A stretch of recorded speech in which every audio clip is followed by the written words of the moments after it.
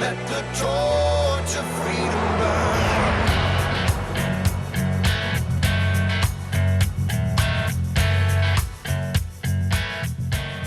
President Calvin Coolidge said, "The more I study the Constitution, the more I realize that no other document devised by the hand of man has brought so much progress and happiness to humanity. To live under the American Constitution is the greatest political privilege that was ever accorded to the human race." Welcome to the intersection of faith and the culture. It's WallBuilders Live, and we're talking about today's hottest topics on policy and faith and the culture, always from a biblical, historical, and constitutional perspective.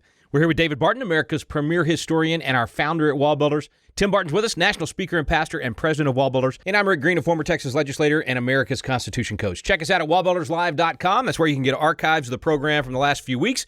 And you can also make a contribution at the website. Yeah, we're going to lead off with that today because it takes finances to get the truth out there. Just got to tell you, folks, we're a listener-supported program, and your support of this program makes a difference. It gets the truth in the hands of more Americans where they can defend our rights. They can, as John Jay said, properly assert them. We want to do that peaceably. We want to do it intentionally, but we want to be educational about it. We want to make sure we know what our rights are, and we know when the right time is to step forward and assert those rights. And obviously, at a time like this in our country where we see constitutional rights being trampled upon all over the country, then it is very, very important for us to know our rights and know how to properly defend and assert them. You can help get that information in more hands by going to wallbuilderslive.com today. Make that contribution. It allows our reach to be expanded. It allows us to train more pastors and young leaders and legislators and all the different things that we do. Our Constitution Coach program, where we have people hosting Constitution classes around the country, which you should consider doing, by the way. You can do that at constitutioncoach.com. At any rate, go to wallbuilderslive.com today. Make that one-time or monthly contribution. It might be $5. Might be able to do more than that. Whatever your situation is, we greatly appreciate you coming alongside us. For our Foundations of Freedom Thursday, rather than diving into the email bag of questions, we're just today going to respond to some of the things that are happening out there. John's going to be with us to talk about, we had some questions on the census and all the hundreds of questions sometimes that you get instead of the one question that you should be getting. But, man, that almost seems minor compared to the other constitutional infractions we see happening around the country. What a great time for us to be talking and thinking about what those constitutional liberties are and where the line should be drawn when they're crossed. That is right. And now's a good time to be talking about that. I think we're going to come out of this with a real debate over constitutional reset. Does the Constitution mean anything, or is it a thing of wax, as Jefferson called it, in the hands of judges or governors or mayors, etc.?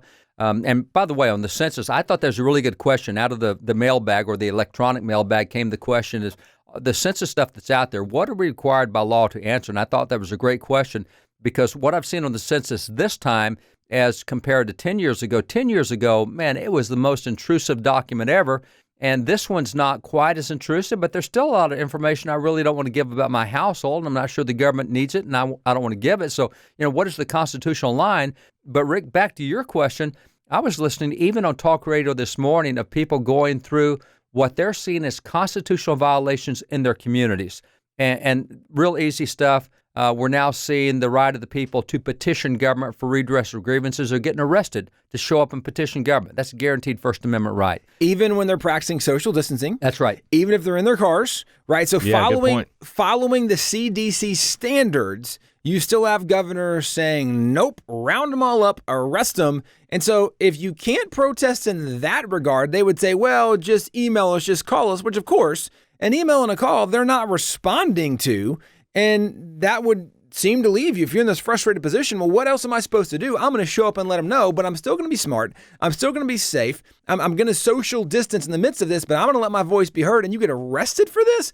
Utterly ridiculous. Can you believe they actually said it wasn't quote unquote essential, that petitioning your government for redress of grievances? So what happens when they just shut you down forever? You can't say, hey, wait a minute, I'd like to protest that. Nope. Your voice is not essential. Yeah, I would love to know, of the 27 grievances listed in the Declaration that caused the founding fathers to say we've had enough, we're separated from Great Britain, how many of those would be considered essential today? And pretty much none of them, or even if you look at the Bill of Rights, right? Because we're seeing the Bill of Rights being violated. Well, the Bill of Rights was a listing of the limitations of what the federal government could never touch. And now the federal government's touching almost every one of them, saying, yeah, but that doesn't really apply here because... Well, I would expand it. It's not just the federal government. I think we're seeing less violations from federal government than we are from state governors and from mayors and others. That's true. Bureaucracy in general is probably the better way to point it. That's right. And so we're seeing, and by the way, we mentioned petition, but that's only a subset of assembly. We're also seeing assembly stepped on. We have the First Amendment right of religion. We're seeing that stepped on. And by the way, the good news so far is all the lawsuits that have been filed that we've heard of have been settled very, very quickly by judges. Judges have come out real quickly on the side of churches. Yeah, and let me clarify. I'm just so used to being critical of the federal government that they're the problem. It just rolls off our tongue, right? Right, and the irony is, under Trump, the federal government has not been the problem in the situation. They've done a far better job. Right, and there's so many levels of irony because generally the more local elected officials are going to do a better job, but you're right. It's mayors, it's governors who have absolutely butchered people's rights and stepped all over their God-given rights, constitutional principles, constitutional amendments, whatever else. So yeah, first of all, kudos. President Trump has done a fairly good job handling a lot of this as far as respecting the Constitution. It absolutely has been much more on the local level. You see the violation of all these things you're talking about, Dad. And David, you said that the judges have slapped them down, and thank goodness for Kelly Shackelford, for ADF. They've both won big lawsuits on this already for stepping forward. Yeah, Matt Staver has as well in Florida. He's won some good incredible stuff. So the guys are winning quickly on this. The judges are moving very quickly. And it's interesting that when you look at the 5 rights guaranteed in the First Amendment, 4 of them are under attack by the governments, by the state governors. And Tim, as you said, these are not essential rights. They're only constitutional. Therefore, they're not essential. Give me a break. So it's been really crazy. But what I heard pointed out this morning on talk radio was, the one thing that the governors have not touched is the freedom of press. They haven't told the reporters, hey, you guys can't go cover these assemblies. You can't show up where this stuff is happening. They haven't gone after the press. I wonder why. Because if they did, the press would be all over. Now, the press is not reporting the other violations. Now, wait a second. The press is on their team, right? So they're not shutting down their team. It's not about violating a right. It's about promoting their team. Anyway, lots of questions we can get into, but that's part of why we said we got to have somebody on to talk about some of this. Yeah, and by the way, John, I mean, when you look at the census question, that's probably not as imperative as First Amendment rights or even considering where we are now. Considering where we are, because we're looking at Second Amendment rights that are being violated. We're looking at 10th Amendment rights. I mean, the Bill of Rights is under attack in a very real way. That does not change the fact that right now we're all under federal law about having to do something with census, and people are getting their notification and you have to respond, et cetera. And that's why we're getting questions from other folks about what do I have to do, what is not required, what is essential. And by the way, I'm sure that John's going to have a lot of observations as well on other rights that are being violated since he's a law firm that does that. Rutherford.org is the website for Rutherford Institute. John Whitehead with us when we return. You're listening to WallBuilders Live.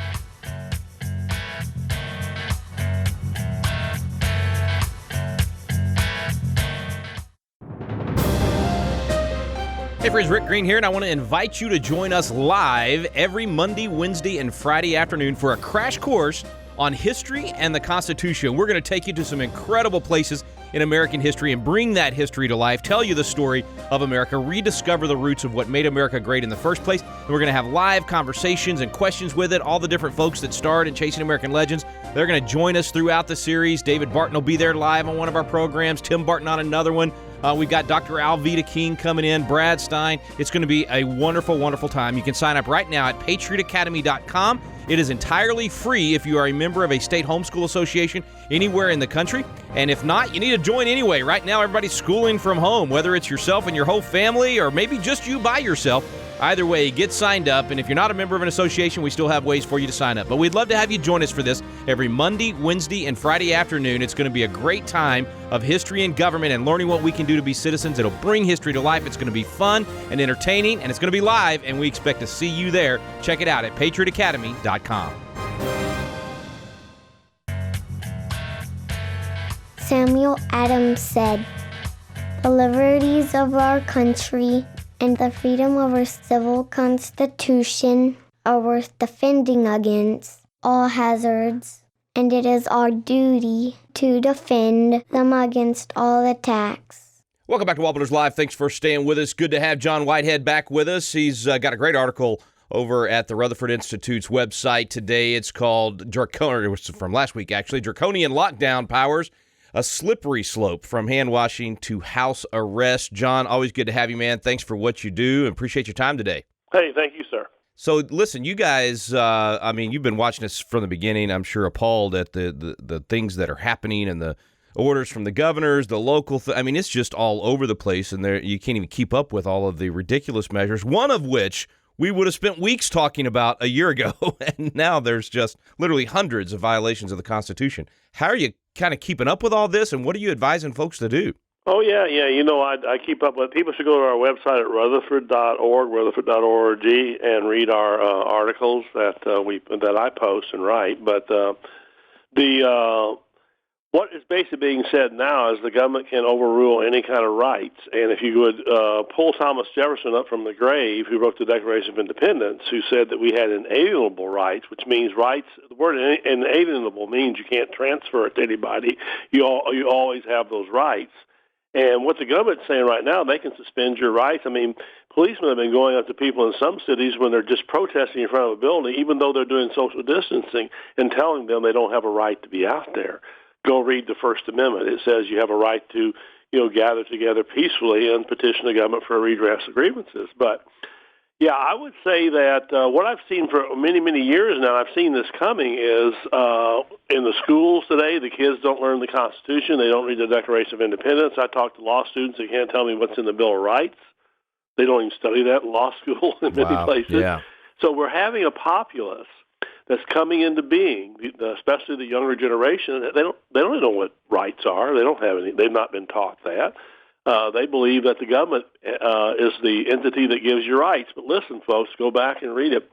As Jefferson said, the Creator gives us our rights. Yeah. It isn't the government. And I'm telling people, if you treat us responsibly, don't treat us like idiots. The government shouldn't be treating us like that. And some of the things I'm seeing happening across the country, like I say, if you're keeping up with it, again, it's on our website. It's pretty scary. It is, and it's, on one hand, I've been shocked, John, at how easily people have just rolled over and said, okay, yeah, no problem. And then on the other hand, I've seen some people stand up that happen to know the Constitution, and pastors saying, you're not gonna suspend my rights, and so there's a hunger, I think, right now from at least some percentage of the population to say, okay, what does the Constitution say? And I sure thought I had these rights. So that's maybe a good thing that'll come out of this, some interest in. And do you ever think you'd see so many headlines about federalism and the proper role of government and the Constitution and what can the president do and what can get that part's kind of interesting to see. That part's interesting, but people need to study it. And I'm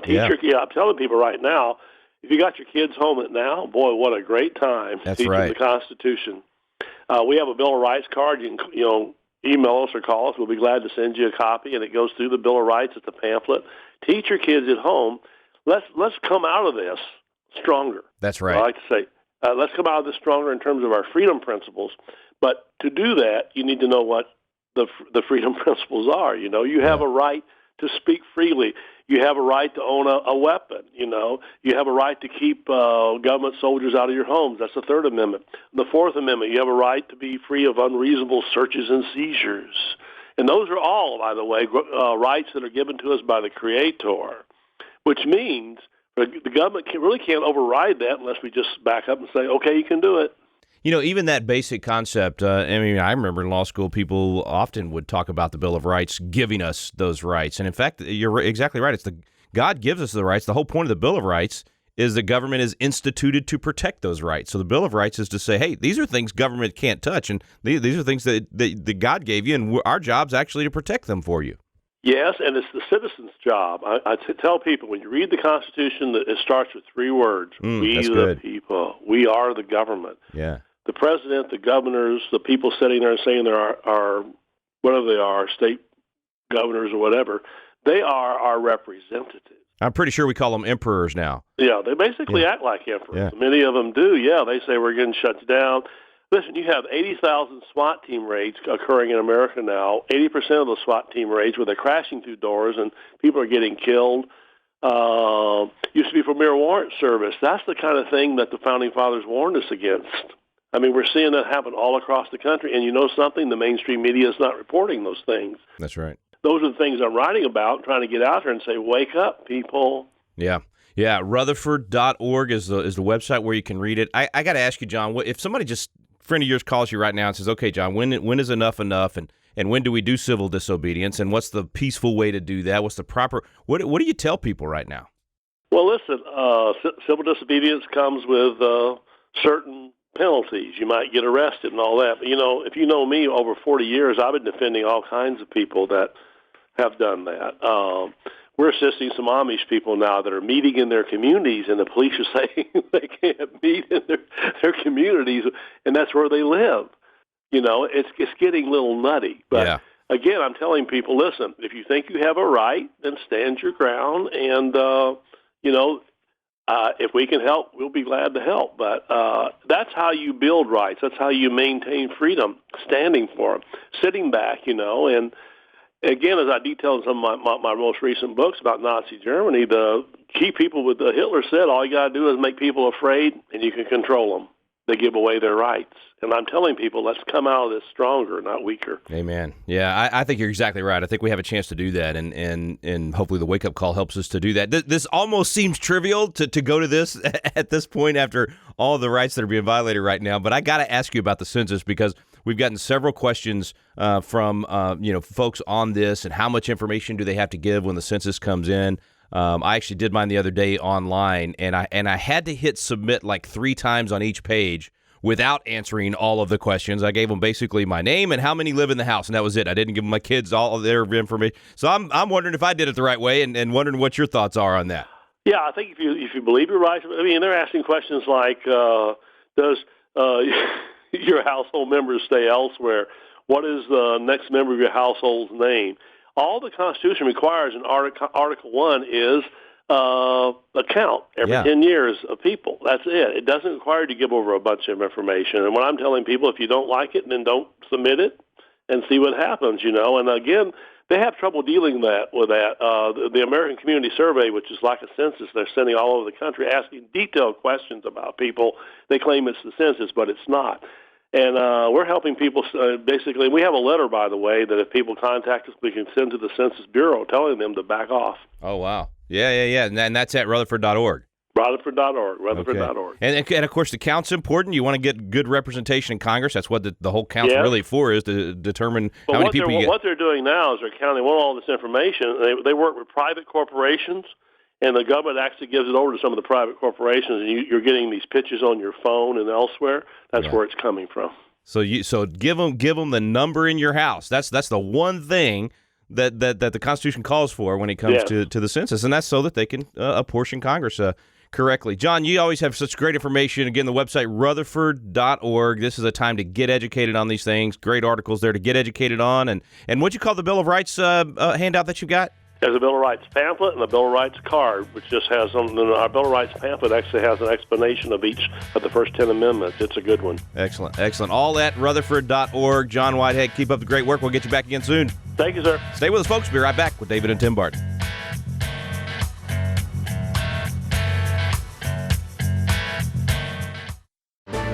Hey, friends, it's Rick Green from WallBuilders Live, and I have had so many requests about what in the world can we be studying at home right now. I got the kids at home. They're normally in school, or if you homeschool, you're looking for additional material. One Room Schoolhouse. It is a great new series WallBuilders is putting out where you literally get a tour of the WallBuilders library as Tim Barton and Jonathan Ritchie bring history to life. There's a couple of resources on this. You can go to YouTube and search for WallBuilders and look for One Room Schoolhouse. You can go to our Facebook page and get it right there on Facebook as we do it live each Monday and sometimes additional days from there. And then you can also just go to wallbuilders.com. Scroll down to the bottom and we'll be posting the videos as they come out. This is such a great way to learn and a great way for you to share it with others. Gather the family around, watch the One Room Schoolhouse, and learn some great history. It'll be vitally important to restoring our nation and bringing back these principles that made America great in the first place. Check it out, One Room Schoolhouse at wallbuilders.com.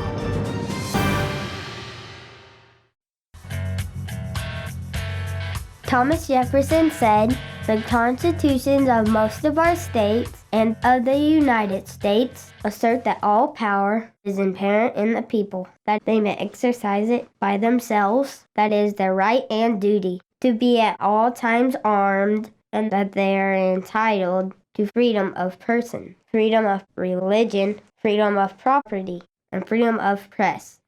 We're back on WallBuilders Live. Thanks for staying with us. And again, Rutherford.org for the Rutherford Institute and John Whitehead's website. We're back with David and Tim. And guys, on the break, I pulled up the order from, this is some county in Illinois, Howard County, and they decided they're going to rope off sections of stores, and they ordered that you can't sell these non-essential goods while you're selling the essential goods that they've smiled upon. So you can't sell jewelry, furniture, home and decor, toys and games. So you're stuck at home with your kids and you're trying to keep the peace and keep everybody from going nuts at home, but you can't buy toys and games, music, magazines, craft, art. You can't paint. You can't buy paint. So if you want to do a home job, you take care of some stuff at the house while you it's crazy. I mean, they're literally roping off sections of stores and saying you can't go down that aisle. Yeah, we've seen also along that line where people have said, like in Target or Walmart, you can sell groceries, but you can't sell clothes. How are you deeming clothes to not be essential? Right? I mean, this is ludicrous. You have kids that are growing, and what if they've outgrown all their other clothes? I mean, it's so dumb.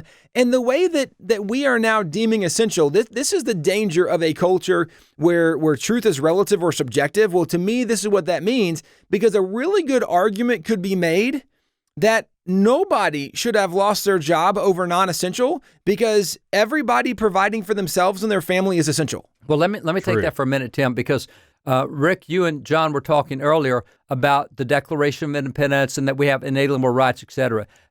John said this is a great time for people at home to be learning their rights, learning their liberties, learning freedoms, learning the Constitution. One thing we can definitely send them to is a presentation we have called Exceptional. It goes to the Declaration of Independence.